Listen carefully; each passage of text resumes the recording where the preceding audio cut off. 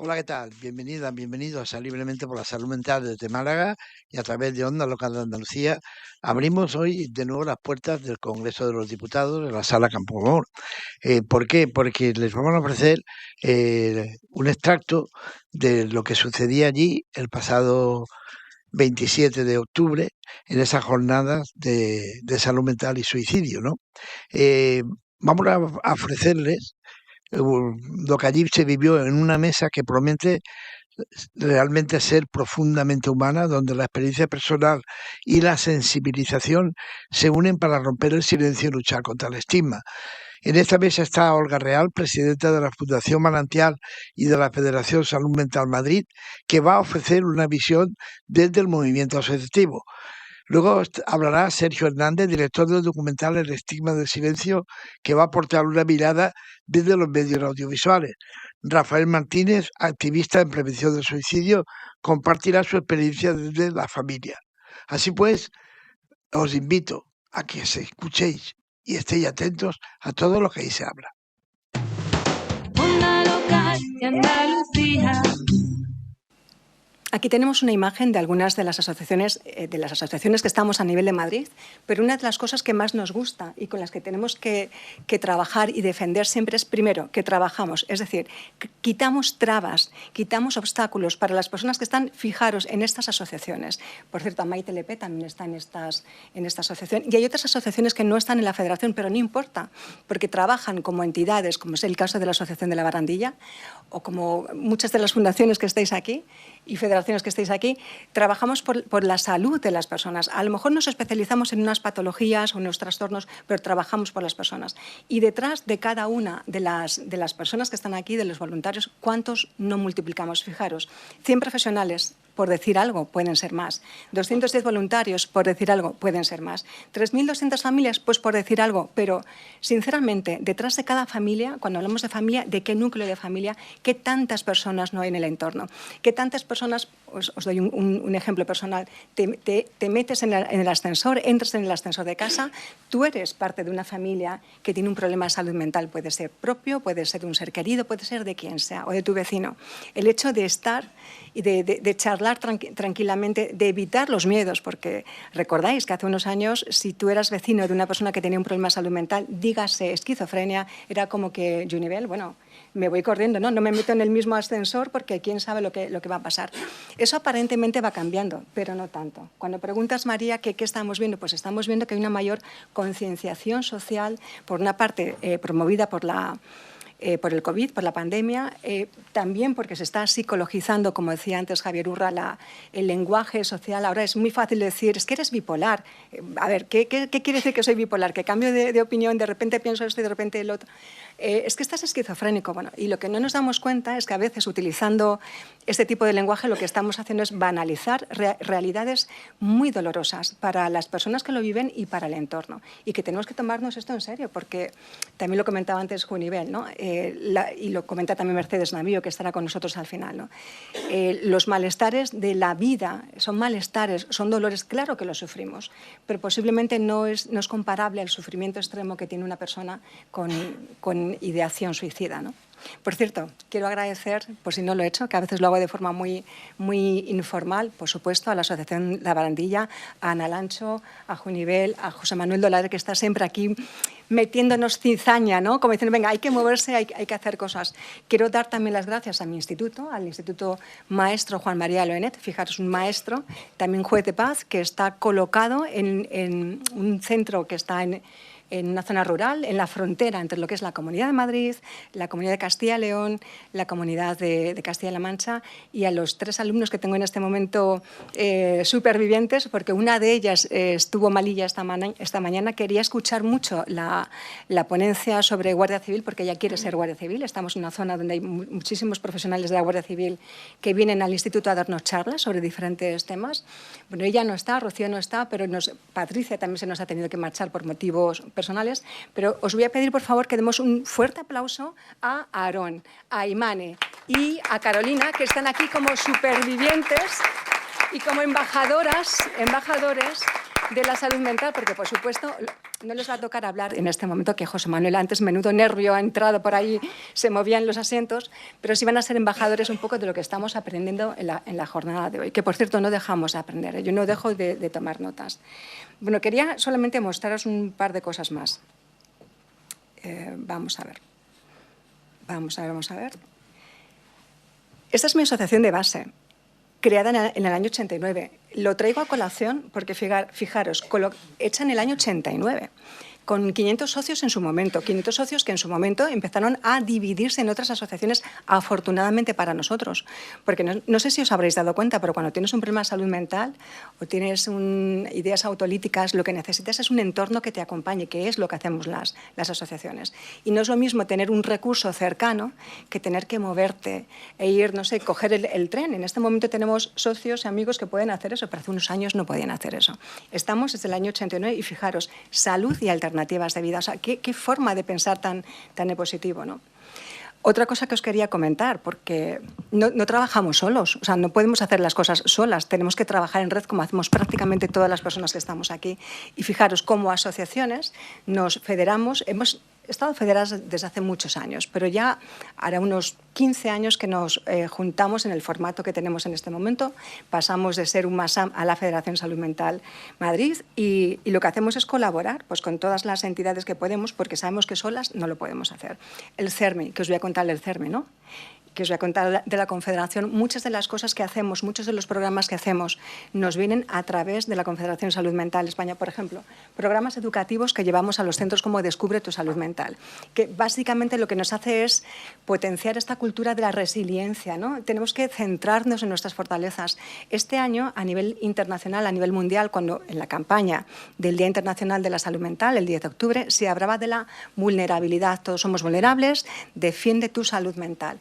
Pero más allá de esa vulnerabilidad, tenemos las fortalezas que cada uno tenemos. Y eso es lo que tenemos que empezar a potenciar cada una de nosotras desde los centros educativos, que, por cierto, los centros educativos no somos magos. Ya quisiéramos poder hacer magia, pero más allá de los protocolos que nos presenten, más allá de las normativas, más allá de la atención que queramos dar, hay momentos en los que es imposible. O sea, no se puede. Estamos absorbidos a veces en labores de gestión que nos quitan mucho tiempo de contacto directo con los alumnos, con las familias, y tenemos que pensar que los docentes también tienen su propia salud mental, que, por cierto, cuando hablamos de cuestiones de suicidio, si vamos por equipos profesionales, pues tanto en sanidad como en educación, la cuestión es complicada, así que tenemos que cuidarnos un poco entre todos. No voy a quedarme en las cifras porque ya lo hemos comentado, ¿verdad? Esto no es importante y además lo tenemos colgado en la página web de la Federación. Lo que sí es importante son las reivindicaciones. Yo creo que, José Manuel, tú eres un experto, la Barandía es un experto en reivindicar un teléfono que dé esperanza a las personas que tienen un problema de salud mental. Al final se consiguió esto también desde un punto de vista nacional, qué bueno, pero no es suficiente. Necesitamos, como veis, formaciones de prevención. Y cuando hablamos de formaciones, no solamente en las escuelas, es que a lo mejor deberíamos empezar a ser más conscientes a nivel social, a nivel individual y a nivel social, porque no todos estamos en Madrid. Es que en la zona rural esto no se vive de la misma manera. Y tenemos que pensar que afortunadamente tenemos una sociedad infinitamente diversa, culturalmente diversa, que está incorporando realidades muy duras. Nosotros tenemos alumnos que vienen de entornos muy complicados, donde hay guerra, donde he perdido a mi madre, mi padre está luchando en el frente, donde a lo mejor por el hecho de ser de una determinada cultura, vengo huyendo de las maras de mi ciudad, bueno, a lo mejor hay cosas que tengo ahí metidas que en fin, que me están dando vueltas, ¿no? Y tenemos que trabajar con eso. Y, por supuesto, se han mencionado los medios de comunicación y qué bueno que tenemos aquí a dos artistas de los medios de comunicación, entre otros, pero ¿qué haríamos sin una buena guía de comunicación? Porque antes, no sé si recordabais que decían el esquizofrénico, el no sé qué, Dios mío, qué horror. Esto tiene que cambiar. Las personas y además sabemos que las personas no son etiquetas, son personas y luego ya tendrán el diagnóstico que tengan, si lo tienen. Bueno, no os hablo de reivindicaciones, lo que sí os quiero recordar es que todos los años, el 10 de octubre es el Día Internacional de la Salud Mental y es el mejor momento de salir a la calle y de demostrar que nos importa la salud mental. Por favor, apuntaros porque Vamos viendo, nos conocimos y nos vimos en el 2015. Llevamos repartiendo formación con relación a esto. Hemos tenido mucha presencia de consejeros, de representantes políticos, pero ha ido llegando un momento en el que parece que ya se nos conoce, que ya estamos, que no somos necesarios. No, claro que somos necesarios, pero la ciudadanía también necesita a sus diputados, diputadas, representantes de la administración, políticos, porque es una forma de ver que realmente les interesa. Si no aparecen en este tipo de eventos, pues como que la ciudadanía estamos un poco ahí, y voy a ir terminando. Vamos a ver, no hay salud sin salud mental. Lo ha comentado antes Javier Urra. Pues claro, es que es una de las cosas que planteamos continuamente, ¿no? Aquí tenéis algunos de los servicios que hacen nuestras asociaciones. Por cierto, me habéis facilitado mucho el trabajo todas las personas que habéis estado previamente, porque ya habéis ido diciendo todo lo que hacemos en las asociaciones, que básicamente es lo que tenéis aquí. Hacemos mucho con muy poco. Yo os diría que la idea con la que nos tenemos que marchar hoy es pon una asociación en tu vida, porque si pones una asociación en tu vida, siempre vas a tener a alguien con quien hablar, con quien estar. Las asociaciones somos de puertas abiertas. El hecho de que nos federemos es para darnos más fuerza a nivel político.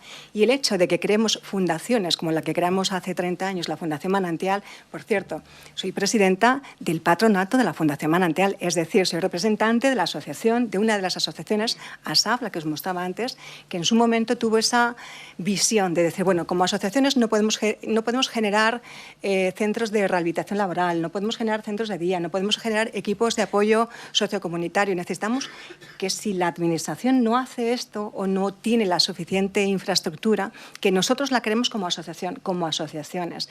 ¿Por qué? Porque de alguna manera estamos ahí. O sea, somos las asociaciones las que estamos de alguna manera pendientes de cómo funcionan las fundaciones también. Pero obviamente yo soy docente, no soy presidenta del patronato, pero nada más. Tengo que pedir muchos permisos laborales para estar hoy aquí con vosotros. Afortunadamente contamos con equipos técnicos, directivos y profesionales maravillosos que son los que después trabajan con nuestros amigos, nuestras familias, nuestros socios. Así que también les tenemos que cuidar, nos tenemos que cuidar mucho entre todos. Y para ir terminando,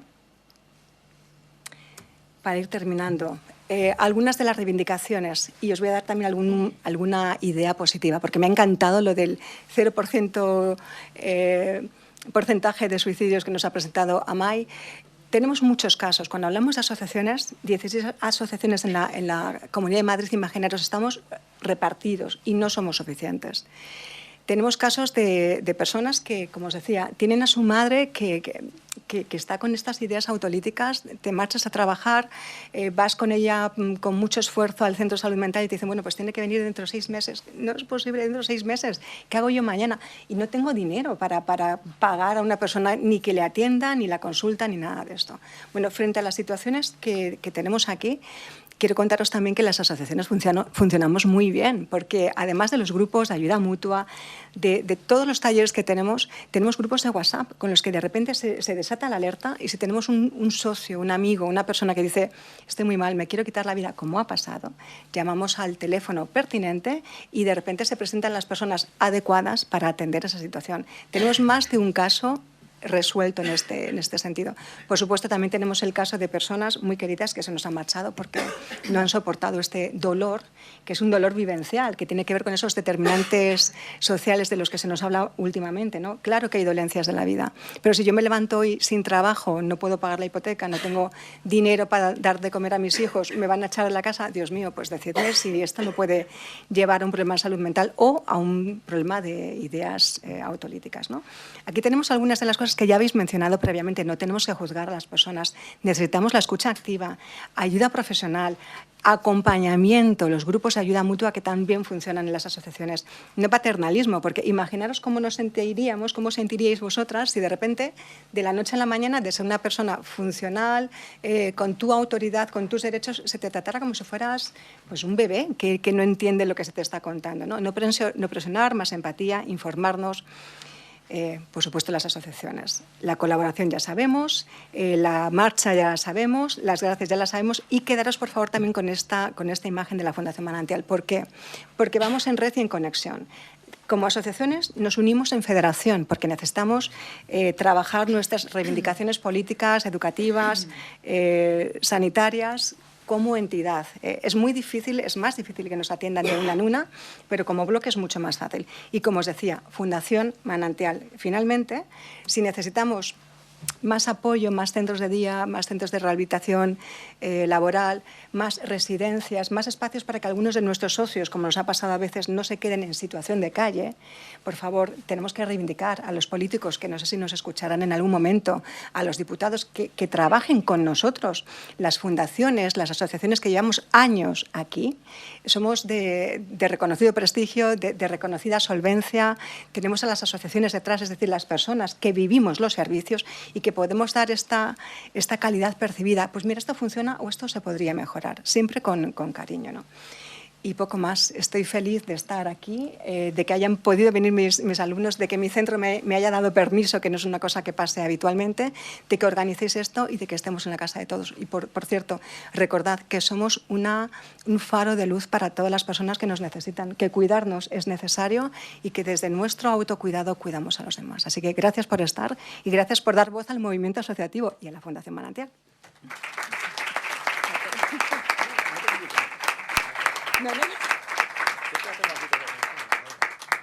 Para que se vea que eres Rafael. Bueno, pues muchas gracias, Olga. Ya ven que es cierto que el trabajo de las asociaciones es fundamental y la labor que hacéis, pues si no fuera por vosotros, toda esta evolución de la que ha hablado Olga no hubiera sido posible, seguramente. Y ahora os quiero presentar a Rafael Martínez. Yo tuve la oportunidad de conocerlo hace 3 semanas. Me recibió, de verdad, que fue una cálida acogida en Utiel, en una jornada muy interesante sobre el trastorno de la conducta alimentaria. Rafael es padre de una niña, de Isabel. La enterró el mismo día que Isabel cumplía 17 años. Y bueno, pues lleva años desde entonces luchando pues en el activismo de la prevención del suicidio y también dando charlas y coloquios y haciendo todo lo que puede por hablar también del trastorno de la conducta alimentaria, por hablar de la prevención del suicidio, contando un poco su historia. Y a mí especialmente, lo digo de verdad con todo el corazón porque lo conocí hace 3 semanas, su historia, tanto la de Rafael como Dolores, que está aquí su mujer, me impactó muchísimo porque bueno, pues es un duelo muy difícil, pero la forma en la que lo cuentan llega mucho y sobre todo es una reivindicación que creo que debe ser común a todos los casos de suicidio que se dan al día, ¿no? Y bueno, y ahora es uno de los mayores activistas de la Comunidad Valenciana. También es delegado de la Asociación La Barandilla, allí en Valencia. Y nada más, yo simplemente darle voz, preguntar un poquito cómo va el activismo desde una lucha personal, ¿no? Bueno, pues gracias María, gracias a todos, gracias José Manuel por invitarme a estas jornadas. Es un honor y una gran responsabilidad estar hoy aquí en el Congreso de los Diputados.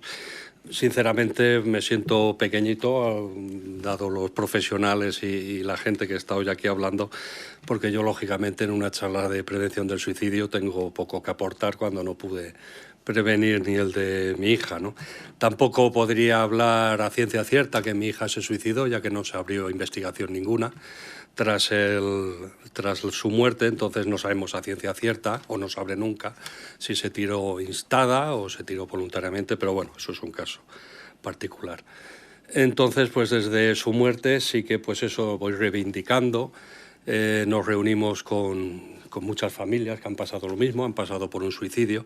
Entonces, pues hoy normalmente no digo discursos, pero para que no se me olvidase muchos de esos mensajes o esas reivindicaciones que queríamos trasladar hoy aquí, ya que es la casa de todos y de toda España, lo que nosotros como víctimas de familias que hemos sufrido un suicidio, ¿no?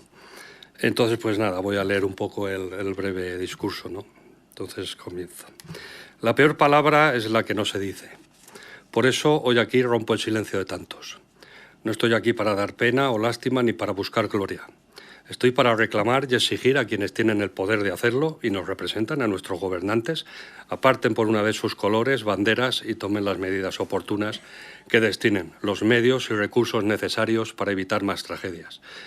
Que por una vez se unan en una causa que es la principal causa de muerte no natural en España, muy por encima de otras causas que, igual de nobles y lícitas, reciben las medidas necesarias y la atención. Accidentes de tráfico, violencia de género. Hablamos de prevenir, de detectar a tiempo, de ser agentes de prevención, de pedir ayuda, pero hay que ser realistas. Una prevención sin una intervención profesional sirve de poco, no es suficiente, ¿no? Sería como si ahora lo tenemos muy reciente, si estamos detectando cánceres y luego no los tratamos. Ni la sociedad, ni las familias, ni los voluntarios, asociaciones, pueden sustituir o cubrir la infame falta de medios y recursos que hay en la salud mental pública y universal. Sinceramente, a veces pregunto a nuestros representantes si de verdad están comprometidos en cambiar esta situación, cuando ni siquiera hay datos en el tiempo real de las víctimas, ¿no?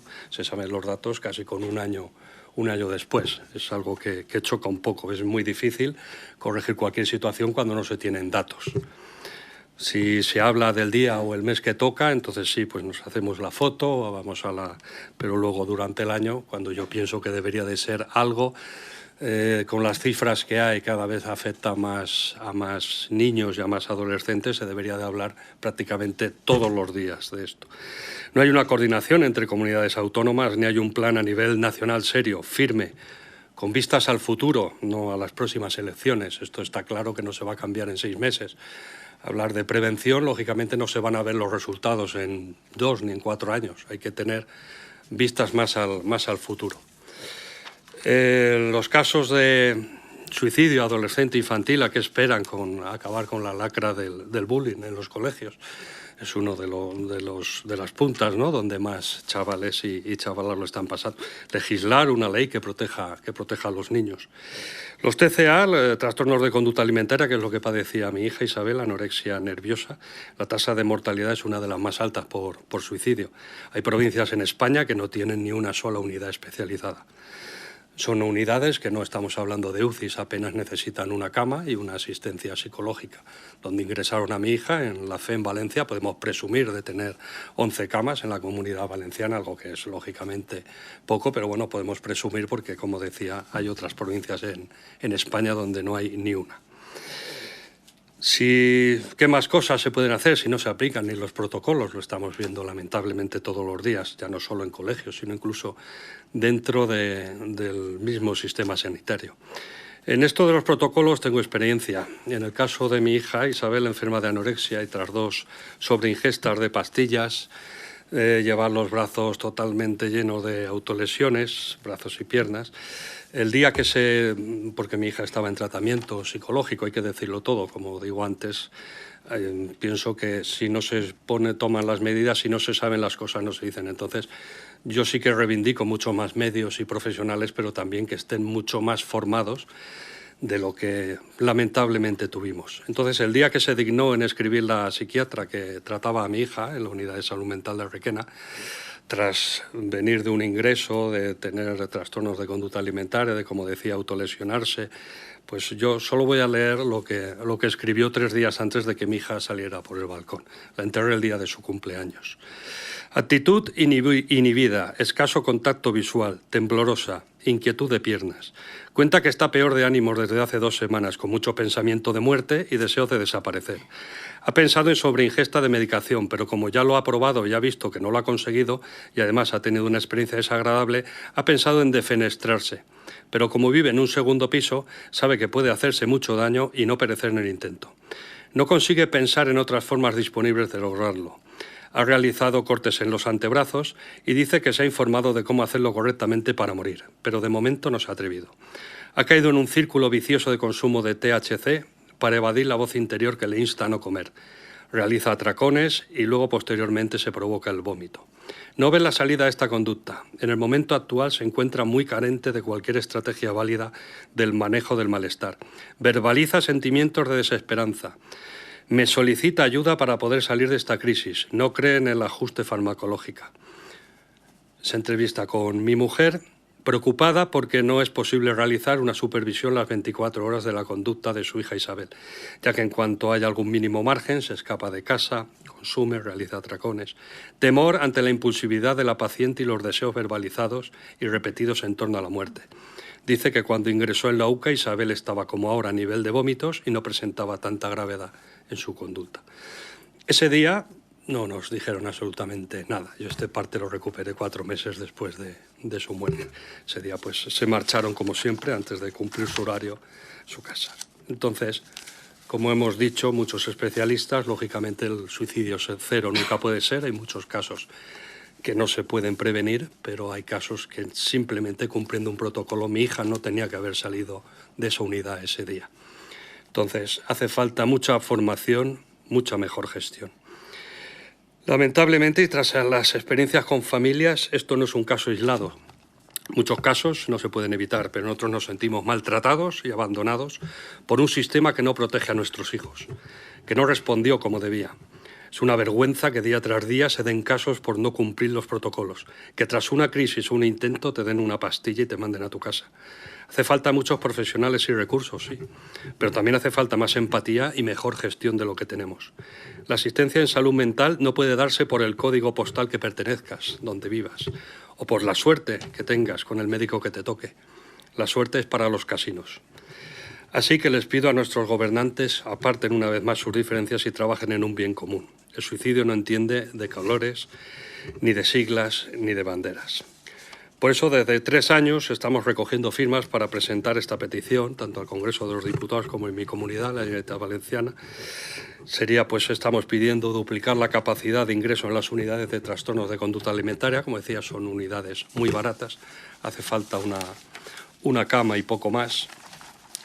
Que el protocolo de prevención de la conducta suicida sea con adecuada formación a los profesionales e información en el entorno de todas las personas afectadas, ¿no? Que tengan las herramientas, porque ahora decimos, claro, los profesores, y claro, el profesor tendrá que saber en qué insiste un protocolo, pero si luego él no tiene las herramientas, no tiene la intervención, ¿qué va a hacer? Se lo lleva a su casa el chaval. Entonces, se tienen que cumplir esos protocolos, pero tienen que tener las herramientas adecuadas. Dotar a los hospitales en servicio de urgencias de especialistas en psicología o psiquiatría. Es decir, la salud mental no puede ser de 8 a 3, en el mejor de los casos, que el profesional cumpla su horario, no como en la unidad de mi pueblo. Pero bueno, entonces, un servicio de urgencias, igual que tiene un traumatólogo de urgencias, tiene un anestesista, debería de tener alguien en salud mental para esas crisis directamente que le trate ya a alguien, ¿no? Lógicamente, no solo tratarlo y mandarlo a casa, luego tiene que haber una gestión de los recursos existentes con un seguimiento de esa persona durante un tiempo, como decía antes el comandante de la Guardia Civil, que les van haciendo un seguimiento. Y hacer un plan nacional de la salud mental y lucha contra el suicidio, que creo que ya va siendo hora y ya llevamos muchos años reclamándolo, de que lo hagan. Como sociedad, en general, mi idea, creo que esto hemos fracasado un poco, dejando desprotegidos a los más débiles, los más sensibles y los más jóvenes. Sí que es verdad que en este Vía Crucis, pues quiero agradecer por su trabajo e involucración a mucha gente que he ido encontrando, José Manuel, María, en mi comunidad, pues Rafael Tabarés, Bartolomé Gálvez, que es el director de Salud Mental en Valencia, Ángeles Criado y todos los que nos han ido apoyando. Solamente me queda despedirme mencionando a los que ya no están. Alejandro, Kira, Sandra, Mireia, Josep, Ángela, Nuria, Sara, Agus, Vico, Merichel, Nico, Borja, Isabel. En muchos casos, víctimas de un sistema que no funciona, que no les protegió. Víctimas que no tendrán ni banderas a media asta ni minutos de silencio. Pero aquí estoy para que su vida y la de tantos otros no sean más. Va por ti.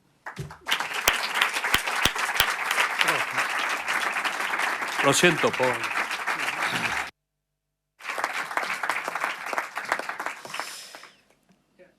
Bueno, pues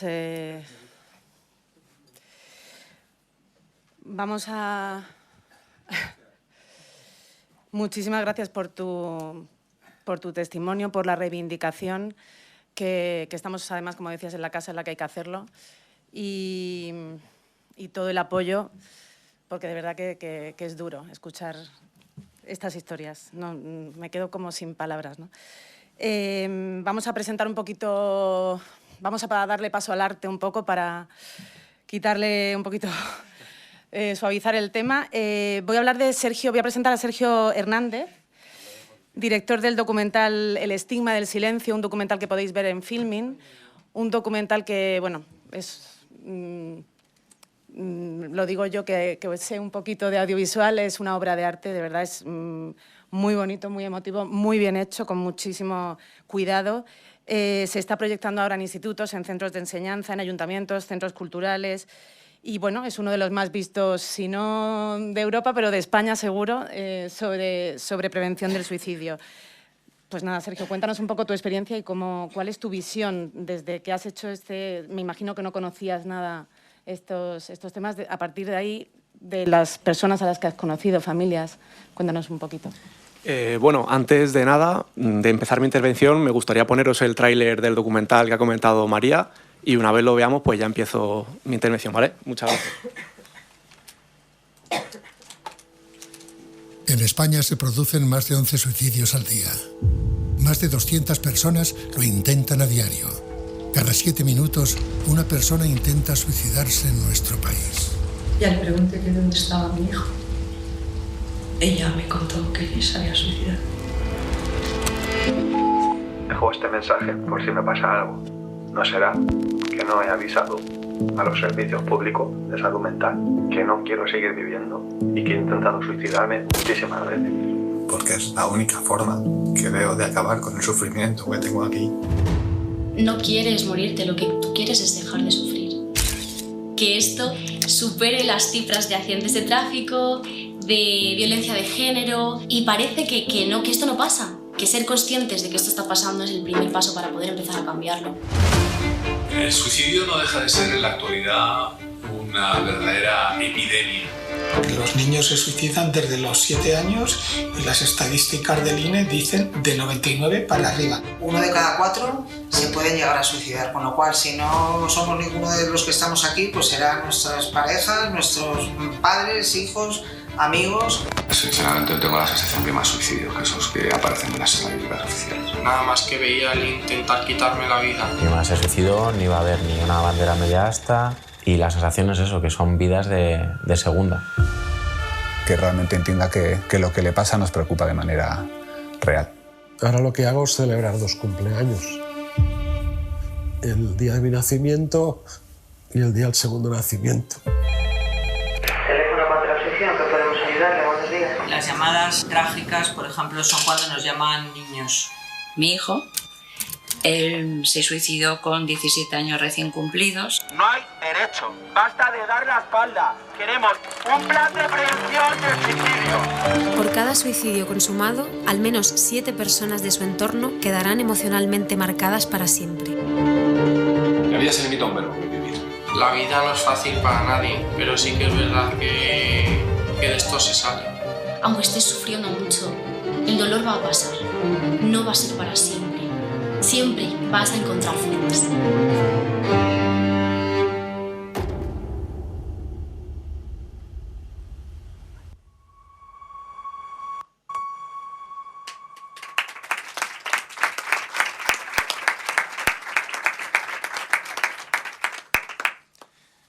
Bueno, muchas gracias. Buenos días a todos. Gracias por la invitación a José Manuel, a Ana y a Junivel, que desde que los conocí hace 3 años para el rodaje del documental me han apoyado siempre mucho y se han involucrado mucho con todo esto. Muchas gracias también a María por la presentación y por tu involucración en los informativos, etcétera, con todo el tema de la salud mental. Y bueno, yo soy Sergio Hernández, soy el director del documental El estigma del silencio sobre suicidio y salud mental. Y antes de nada quiero imaginar que nunca imaginé estar aquí, y más hablando sobre suicidio, porque si soy sincero, hace apenas 3 años, cuando empecé este documental, yo no sabía absolutamente nada sobre este tema. Empecé el rodaje de mi documental a finales de 2022 y el motivo por el cual decidí hacerlo fue el intento de suicidio de uno de mis mejores amigos, que sale en el documental. Yo no sabía cómo actuar con él, no sabía qué decirle, cómo ayudarle, porque no tenía ningún tipo de herramienta, ni conocimientos, ni nunca había oído prácticamente hablar sobre este tema. Como cineasta busqué información en otros documentales y vi que no había prácticamente nada sobre el tema, pero mi mayor sorpresa, que fue el motivo yo creo que es real que me llevó a hacer el documental, fue cuando, investigando, pues me topé con la dura realidad, que 11 suicidios al día en España, más de 200 intentos cada día y más de 4.000 víctimas por año. Al principio era incapaz de creérmelo, y porque prácticamente, si no es por el suicidio de alguna persona famosa, es un tema que jamás había visto hablar en las noticias o en la prensa, y al igual que cualquier persona de a pie, ajena a estos datos, imaginaba equivocamente pues, que como mucho se suicidarían 2 o 3 personas a la semana. Pero pronto me di cuenta de que lo que iba descubriendo era mucho más grande, mucho más grave y mucho más silenciado de lo que imaginaba. El silencio duele, pero también mata. Y romper ese estigma y darle voz a ese silencio, dándole visibilidad a esta problemática, es el principal objetivo de mi documental. En él, como habéis podido ver, pues participan las asociaciones más importantes de nuestro país, como por supuesto La Barandilla, también Red y Peace, Teléfono de la Esperanza, psicólogos, psiquiatras, bomberos de Madrid y sobre todo los verdaderos protagonistas, que son los familiares sobrevivientes y supervivientes a intentos de suicidio. Durante el rodaje y posteriores proyecciones, en los que conocí, por ejemplo, a Rafa y a Vicky, que está entre el público, son personas maravillosas que luchan día a día con una fuerza increíble, y gracias a ellos aprendí y entendí que el suicidio no se combate solo con estadísticas, sino con empatía, con escucha y con información. Y comprendí también que el primer paso para prevenirlo es hablarlo, porque de lo que no se habla no existe. El estigma del silencio, que bueno, ya ha dicho María, está disponible en Filmin y en Flixolé para aquel que lo quiera ver. Lo hicimos sin ninguna ayuda institucional, sin subvenciones, sin apoyos públicos. Lo hicimos con nuestros ahorros, con la ayuda de donaciones de familiares y asociaciones que creyeron en el proyecto. Y a pesar de eso, o quizás precisamente por eso, se ha convertido en un documental muy especial y necesario. Obtuvimos 9 candidaturas en la última edición de los premios Goya y tras estrenarlo en salas de cine independientes y festivales nacionales, donde hemos sido premiados afortunadamente como mejor película documental en algunos de ellos, el público nos repetía lo mismo una y otra vez, cada vez que lo veían. No tenían idea de estas cifras, gracias por hacer este trabajo, y esto habría que ponerlo sí o sí en los institutos. Y eso justamente fue lo que hicimos. Desde febrero hemos llevado el documental a más de 40 lugares, Madrid, Valencia, Galicia, Huesca.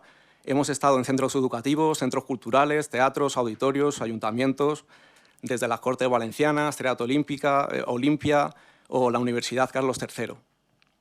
En estas proyecciones gratuitas realizamos un coloquio posterior junto a familiares, supervivientes, psicólogos y expertos. Y os puedo asegurar algo, nunca hemos recibido un reproche o una mala crítica. Al contrario, la gente sale implicada, emocionada, agradecida y con ganas de hablarlo, pues todos somos agentes de cambio. En cada proyección ocurre algo que me sigue dejando sin palabras. Cuando preguntamos cuántas personas sabían que en España se suicidan 11 personas al día, en auditorios en los que ha llegado a haber 400 personas, como mucho levanta la mano 4. Pero cuando preguntamos a esos mismos que cuántas personas de allí conocen a alguien que se haya suicidado, algún familiar, algún amigo, etcétera, casi toda la sala levanta la mano. Eso lo dice todo. ¿Por qué vivimos tan de cerca? ¿Por qué lo vivimos tan de cerca, pero lo tratamos tan de lejos? Hago especial hincapié en que si no lo hablamos no podemos prevenirlo. Acabar con el estigma es fundamental. Hay cientos de estudios de la OMS, Papágeno, etcétera, que demuestran que hablar del suicidio no incita al suicidio, sino todo lo contrario. Acabemos con esta estúpida creencia, porque el silencio de nuestra sociedad es el que mata, y todos somos responsables de ello. Yo no soy psicólogo, ni terapeuta, ni mucho menos experto en salud mental. Soy un ciudadano que por circunstancias de la vida decidió no mirar a otro lado. Y mi objetivo, desde que empecé esta aventura en la que me he convertido en un activista más contra el suicidio, es visibilizar, romper el tabú, romper el silencio y que todas las personas que siguen siendo la gran mayoría conozcan las cifras reales pues, que hay detrás de todo esto. Ojalá cada día se dijesen en los informativos las muertes que ha habido por suicidio, para que se sepa que existe y se muestre la magnitud de esta pandemia silenciosa. Bueno, el segundo experto que ha intervenido, que no le quito evidentemente ni una coma lo que ha dicho algo como que es absurdo que durante 20 días seguidos estemos abriendo los informativos con la noticia de Blanca Ochoa, pero desgraciadamente hay 11 nombres por día, entonces no sería difícil abrirlos con diferentes nombres. Cada año se hacen campañas y con toda la razón, ya que celebro evidentemente ese esfuerzo presupuestario y político sobre violencia de género, accidentes de tráfico, alcohol, drogas, etc. Y gracias a esas campañas se toman medidas, las cifras bajan y se crea una conciencia social y una red para atajarlo. Pero en el caso del suicidio, que es la primera causa de muerte no natural en nuestro país, muy por encima de cualquier otra, no se hace absolutamente nada. Mientras por violencia de género mueren unas 50 mujeres al año, por suicidio mueren más de 1000. Y por ellas no hay banderas a media asta, minutos de silencio institucionales, tuits oficiales o nada por el estilo. Mientras que por accidente de tráfico mueren unas 1100 personas, por suicidio son más de 4000. Y sin embargo, seguimos sin verlo en televisión, sin escucharlo apenas en la radio y, lo más fundamental, sin hablarlo de los colegios. En un sistema educativo donde combatir el bullying y educar en inteligencia emocional debería ser algo obligatorio, seguimos tratando estos temas como si no existieran. Hablar de salud mental y de prevención del suicidio no puede seguir siendo un tabú. Debe ser una prioridad en nuestras aulas y en nuestra sociedad. Por eso, hoy quiero proponer algo concreto. Propongo la creación de una campaña audiovisual nacional sobre prevención del suicidio, directa, clara y humana. Una campaña que muestre los datos reales, que informe, que sensibilice, que llegue a los hogares. Una campaña que diga sin miedo: en España se suicidan 11 personas cada día. Y que refleje también que hablar de suicidio no provoca más suicidios. Hablar adecuadamente previene, hablar salva vidas. Yo me ofrezco personalmente a liderar o a participar activamente en esta campaña. Cuento con la confianza de familiares, de psicólogos, de supervivientes, de las asociaciones prácticamente de toda España que he conocido pues, en estos 2 años con el documental, y seguro que estarían encantados en llevar esto a cabo. Juntos podemos hacerlo, juntos podemos conseguir que cuando vuelva a preguntar en un auditorio cuántas personas sabían que cada día mueren 11 personas por suicidio, no levanten la mano 4, sino que lo haga toda la sala. Porque cada una de esas 11 vidas importa, porque detrás de cada cifra hay una historia, una familia, un vacío. Y porque el silencio nunca puede ser una opción. Esto no entiende de ideologías, de siglas, etc. Esto es un problema que nos concierne a todos. El silencio hay que romperlo, el estigma hay que vencerlo y la realidad hay que mostrarla. Para finalizar mi intervención, quiero compartir una experiencia muy especial que me impulsa a seguir proyectando este documental en los centros educativos y a continuar plenamente comprometido con esta causa. Cada vez que lo presentamos en un instituto, ocurre algo que nos recuerda por qué este trabajo es tan necesario. Siempre hay algún alumno o alumna que, tras la proyección, se acerca al orientador y confiesa haber tenido pensamientos o ideaciones suicidas, incluso intentos. Gracias al documental, esas situaciones salen a la luz, se activan los protocolos correspondientes y, lo más importante, se puede intervenir a tiempo. En el seguimiento que realizamos en los centros, nos cuentan que muchos de esos jóvenes creían que eran los únicos que se sentían así y que estaban pasando por eso. Por eso es fundamental seguir visibilizando este problema, para que nadie sienta que está solo y para que todos entendamos la importancia de hablar, escuchar y actuar a tiempo. Esperemos que nuestros políticos no se queden de brazos cruzados, porque detrás de cada estadística hay una vida, una familia y un futuro que podría haberse salvado. Es urgente que las instituciones pongan el foco en la prevención del suicidio, destinando recursos reales, programas sostenibles y formación en los centros educativos. Esperemos que nuestros políticos dejen de mirar hacia otro lado y entiendan que el suicidio no se combate con silencios, sino con acción, con inversión y con políticas valientes. Cada día que pasa sin actuar, perdemos vidas que podrían haberse salvado. Es hora de que la prevención del suicidio sea una prioridad real en la agenda pública. Mi conclusión es que hablar del suicidio evidentemente que puede salvar vidas y abordarlo en soportes audiovisuales, documentales, reportajes, noticias, es algo trascendental. Repito de nuevo, el silencio hay que romperlo, el estigma hay que vencerlo y esta realidad hay que mostrarla. Perdamos el miedo a hablar del suicidio. Muchísimas gracias.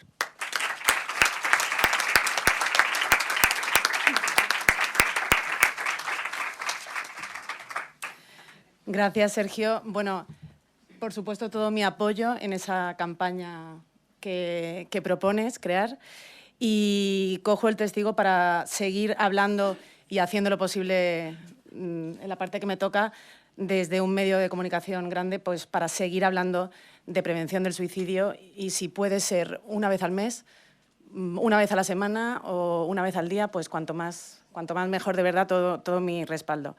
Voy a presentar para un breve testimonio, no sé, un tiempo muy cortito, a Noelia Juan, que es madre de una persona con trastorno límite de la personalidad. Forma parte de un grupo de apoyo mutuo y en la provincia de Málaga. Yo vivo en Málaga, pero el grupo de apoyo mutuo... Perdón, soy de Málaga y el grupo de apoyo mutuo es de toda España. Ajá. Somos mujeres de toda España. Vale. Bueno, sí. Cuenta tu experiencia, Noelia. Vale, yo vengo a hablar, va a ser muy cortito. ¿No se oye? ¿Sí? Vale, va a ser muy cortito porque doy gracias a José Manuel que me permite que se me oiga un ratito. Lo he querido hacer como una especie de cuento, aunque no es ningún tipo de cuento. Esta es la historia de cualquier familia, los García, los Fernández, los Oriol, pongámosles el apellido que queramos. Lo he titulado La deuda del silencio. Está realizado por varias mamás que pertenecemos al grupo de ayuda mutua.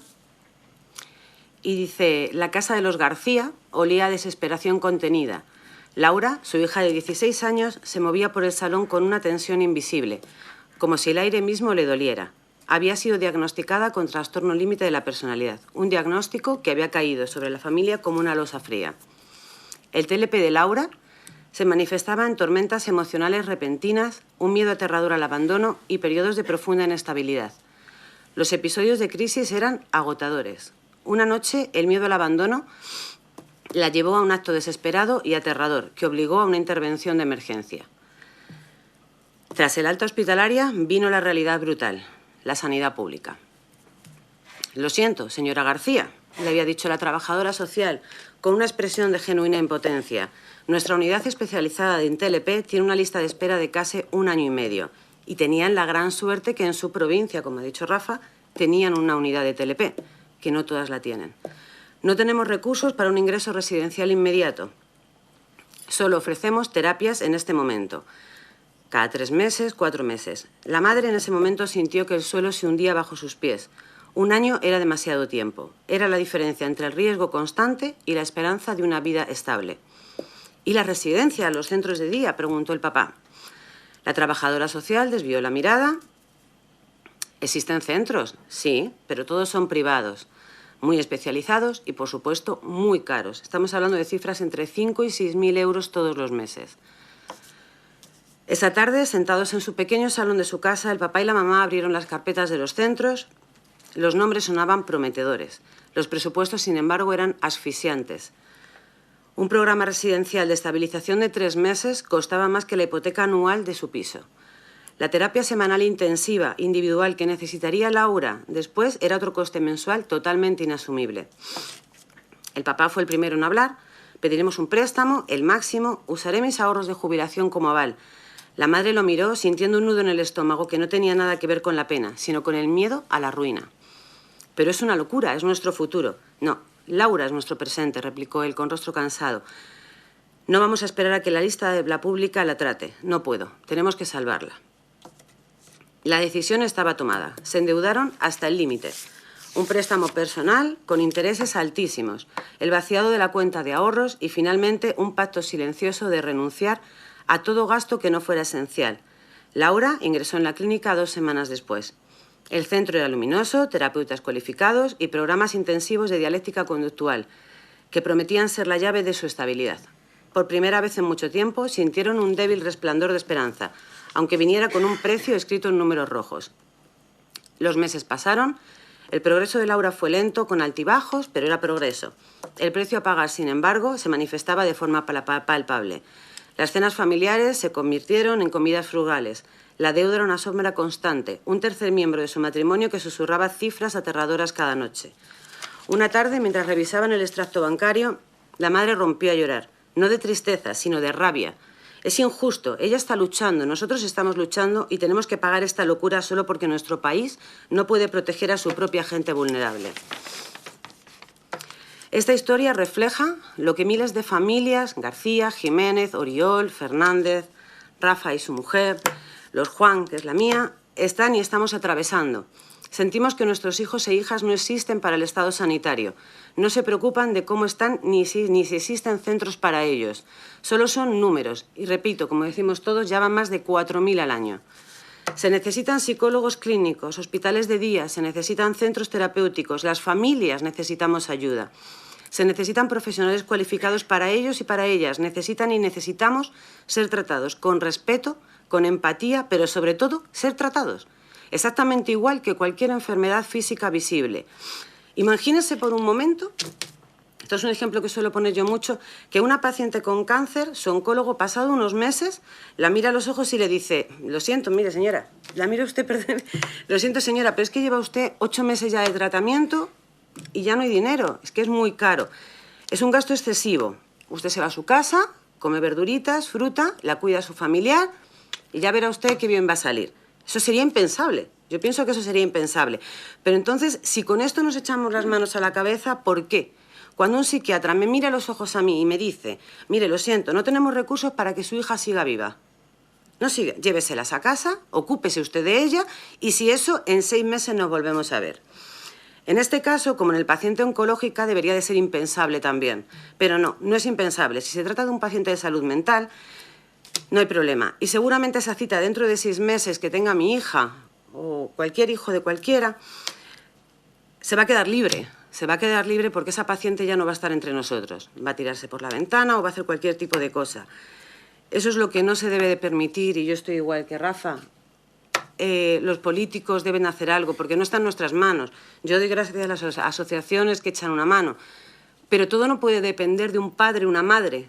No tenemos formación, sabemos hacer un cocido, pero no podemos tratar a un niño con TLP o con una esquizofrenia o con un TCA. Necesitamos ayudas. Y ya me voy a callar porque si no me lío. 1000 gracias, de verdad. Gracias, José Manuel.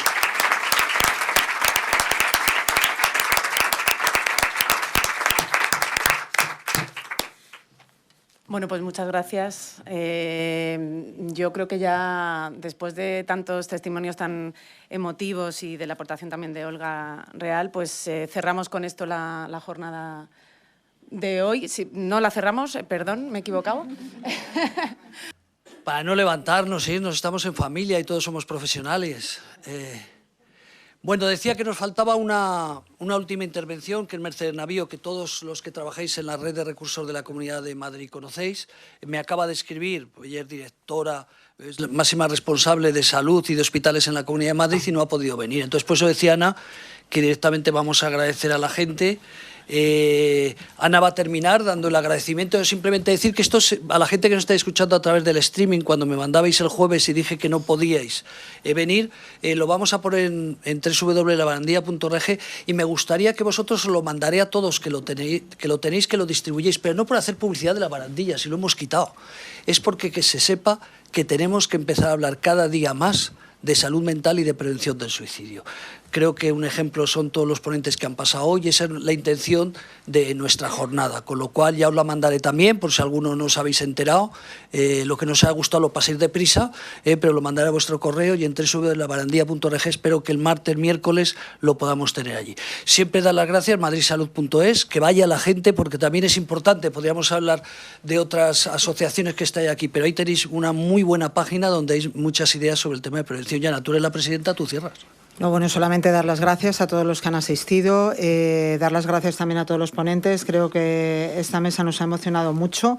También hemos aprendido mucho con la primera y la segunda mesa, porque hemos querido desde la Asociación La Barandilla y para organizar esta jornada, sí que es verdad que hemos querido un poco dar un poco todas las versiones, desde la parte profesional hasta la parte más social y más personal con los testimonios. Espero que lo hayamos conseguido y simplemente nuestra idea y nuestras ganas de esta lucha y de este querer poner las cosas sobre la mesa es sobre todo para sacar la salud mental a la calle, para decir que hay esperanza, que la prevención del suicidio existe y que entre todos sí que podemos hacer un mundo mejor y que entre todos, sobre todo, podemos también echar una mano a todas las personas que lo están pasando mal, que todos podemos ser agentes de cambio, que es una responsabilidad de todos. No es culpa de nadie lo que ocurre, pero sí responsabilidad de todos. Y nada, daros las gracias por estar aquí durante toda la mañana. Y bueno, pues os esperamos ver en todas las demás cosas que hacemos y todos los demás eventos, pues que nos acompañéis, que para nosotros, vosotros sois el motor de que podamos seguir haciendo cosas como estas. Gracias a todos vosotros y a todos vosotros, por supuesto.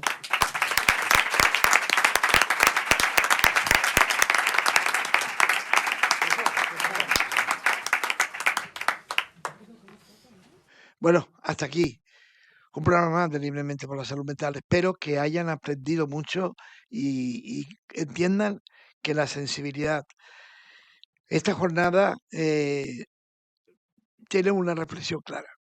Hablar de salud mental es hablar de derechos, de inclusión y de vida. Y así lo hacemos aquí semana tras semana. Sean felices.